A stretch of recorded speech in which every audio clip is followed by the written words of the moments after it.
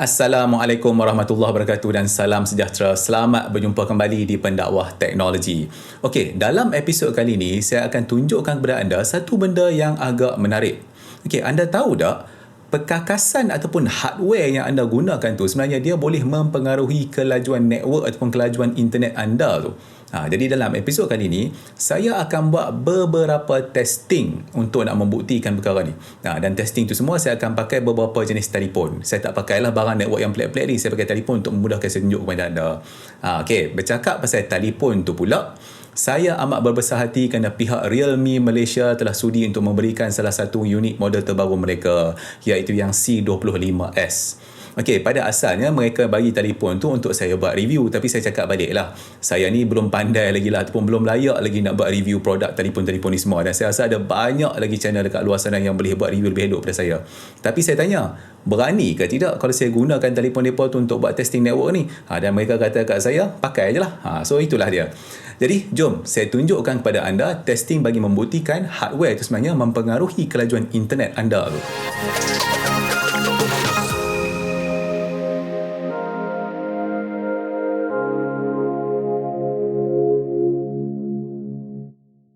Untuk bahagian pertama testing ni, saya akan gunakan 3 model telefon. Okey, yang pertama tu adalah daripada Realme tu, iaitu yang C25S.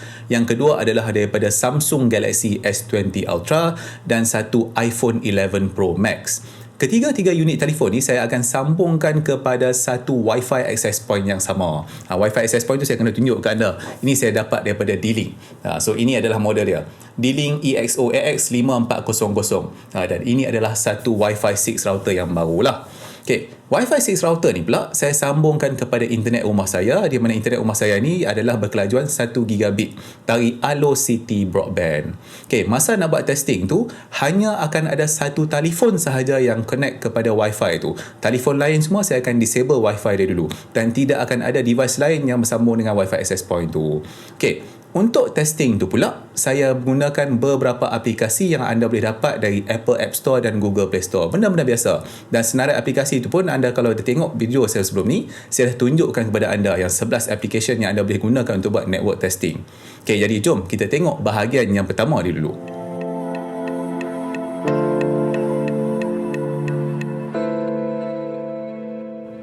Kita akan mulakan testing kita ni dengan speed test. Okey, mula-mula speed test tu saya buka dekat Realme C25S tu, dan saya biarkan dia pilih server secara automatik. So server yang dipilih tu adalah GB Network Solutions yang berhad.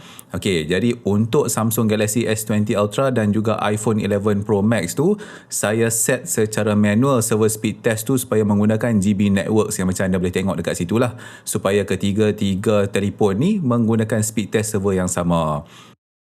Berdasarkan result ni, anda boleh tengok download dan upload yang paling rendah sekali adalah C25S. Tapi dia menang bahagian ping. Dia ping paling rendah.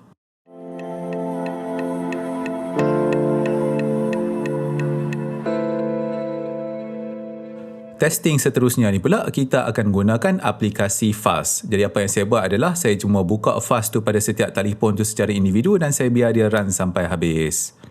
Untuk testing ni, saya tak buka lah bahagian upload tu, jadi kita tengok download saja. So berdasarkan result ni, C25S kalah lagi.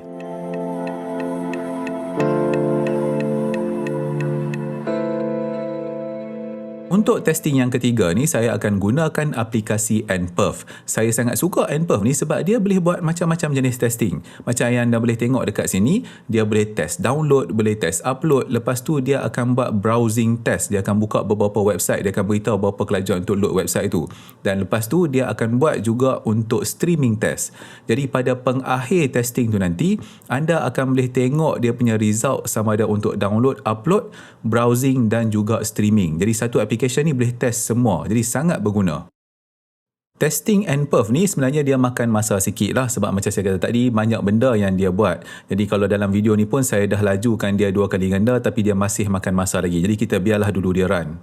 Sambil tu kalau anda tengok dekat iPhone tu kan, dia dah habis dapat result testing tu lah. Jadi dalam tu anda nampak lah download berapa, upload berapa, browsing percentage, performance berapa, streaming berapa. Jadi inilah maklumat yang berguna.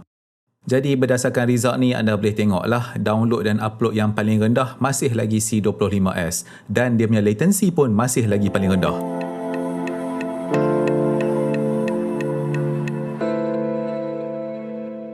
Untuk testing yang keempat ni, saya akan gunakan aplikasi OpenSignal. Jadi OpenSignal dia lebih kurang macam speed test dan fast, cuma bezanya dia boleh test dua benda lah, satu speed test dan satu video. Tapi untuk kali ni saya buat speed test sajalah. Kalau anda tengok dekat result download iPhone tu, dia tulis 0.8. Itu sebenarnya 0.8 Gbps. So dalam 800 megabit per second. Jadi dalam testing yang keempat ni, C25S masih lagi download upload yang paling rendah, tapi dia masih lagi memenangi bahagian ping.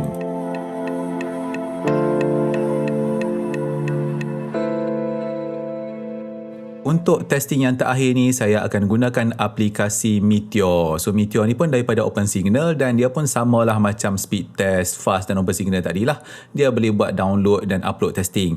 Cuma bezanya nanti dia akan beritahu result testing kita tu dan dia punya performance terhadap aplikasi-aplikasi yang ada lah. Macam contohnya tengok YouTube ke apa dia punya efek dia. Okey, jadi berdasarkan testing yang terakhir ni, kita boleh tengok dekat sini lah, C25S download upload kalah dengan semua orang lah. Tapi dia masih memenangi daripada segi ping dan latency. So inilah raja ping. Berdasarkan result testing yang dibuat tadi tu, anda boleh tengok sendirilah. Telefon dari Realme yang C25S tu kena tinggal teruk bertiang kalau kita nak bandingkan keupayaan network dia tu dengan S20 Ultra dan iPhone 11 Pro Max. Okey, tapi dalam masa yang sama kalau anda tengok, kebanyakan masa tu testing tu dimenangi oleh Samsung S20 Ultra. Dan perkara ni lah yang saya pernah sebut dalam live saya sebelum ni, di mana Samsung tu ada keupayaan network lebih tinggi daripada iPhone 11 Pro Max pada waktu tu. Okey, tapi mungkin ada orang akan kata testing ni tak adil sebab C25S tu dalam kategori lain. S20 Ultra, iPhone 11 Pro Max ni semua dalam kategori lain. Macam contohnya kan, C25S tu dia punya Wi-Fi hanya berkeupayaan AC, maksudnya Wi-Fi version 5 sahaja.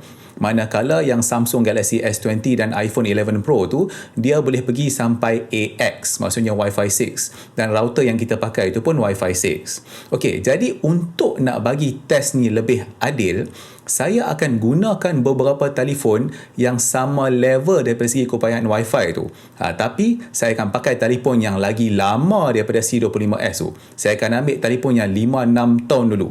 Jadi saya akan gunakan iPhone 6s dan iPhone 7. Jadi jom kita tengok, bolehkah C25S ni lawan dengan telefon yang 5-6 tahun dulu?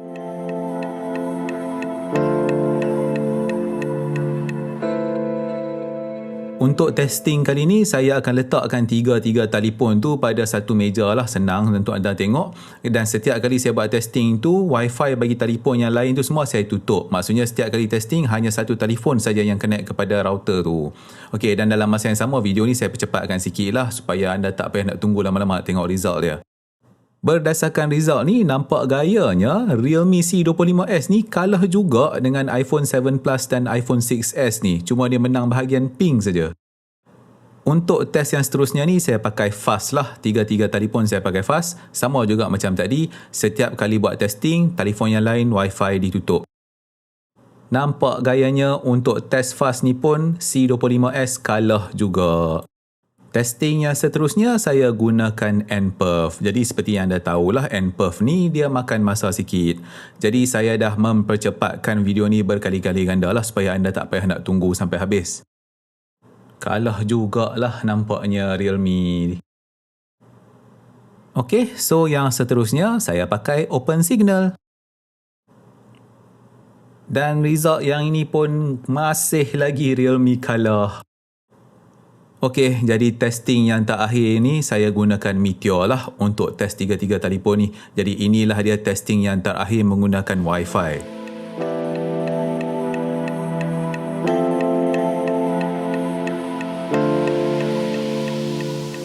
Untuk testing yang terakhir ni pun Realme masih lagi kalah daripada segi upload dan download.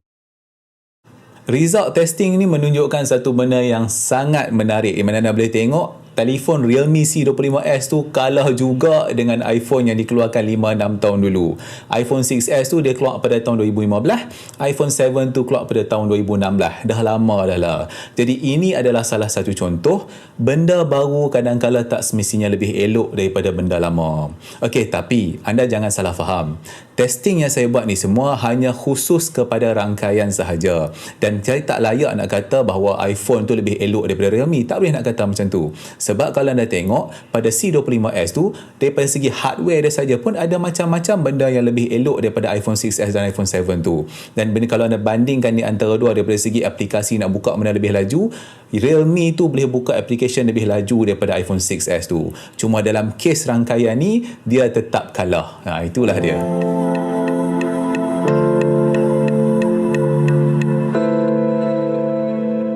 Untuk nak mengakhiri testing Wi-Fi ni, saya akan buat satu mega speed test di mana saya akan run speed test pada kesemua telefon yang saya gunakan dalam video ni. Jadi jom kita tengok result speed test tu.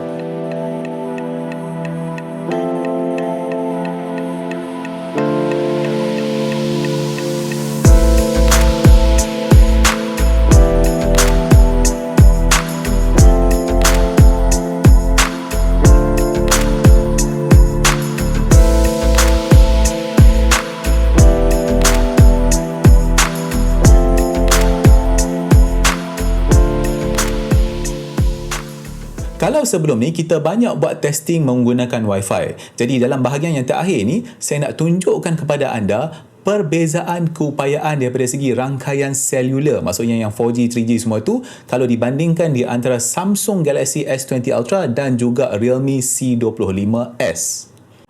Untuk testing selular ni, saya tak akan buat testing yang teruk-teruk lah. Saya hanya akan masukkan SIM card ke dalam telefon dan buka application Network Cell Info tu. Okay, macam apa yang anda boleh tengok dekat sini, untuk telefon Realme ni, bila saya masukkan SIM card TM Unify ni, sekejap dia pergi HSPA Plus dan sekejap dia pergi kepada LTE. Okay, dan apabila dia duduk dekat LTE tu, dia punya bacaan adalah negatif 104 untuk dia punya RSRP tu. Okay, berbeza dengan Samsung Galaxy S20 Ultra ni, apabila saya masukkan SIM card ke dalam tu, dia punya bacaan adalah konsisten pada LTE pada negatif 96-97 macam tu. Tak berubah-ubah sangat.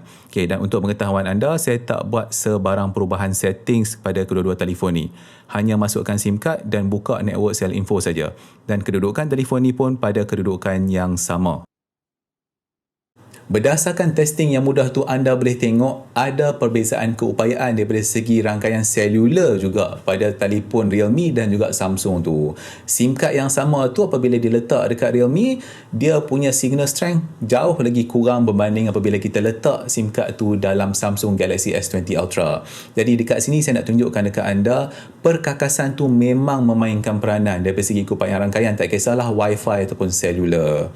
Okay, tapi lagi sekali saya tekankan, kedua-dua telefon ni dalam kategori yang berlainan. Tapi saya harap maklumat ni berguna untuk anda untuk nak membolehkan anda pilih telefon yang bersesuaian dengan keadaan anda tu.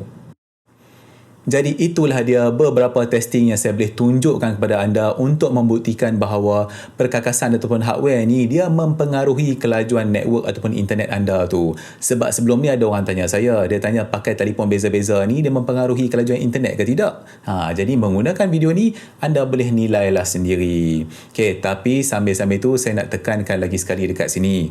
Anda jangan pakai result testing dalam video ni untuk nak kata telefon ni lebih buruk pada telefon yang lain. Sebab testing yang saya buat ni hanya merujuk pada satu benda yang spesifik, iaitu rangkaian sahaja. Dan testing yang saya buat pun adalah sangat mudah. Dia bukan menyeluruh dan kompleks. Okay?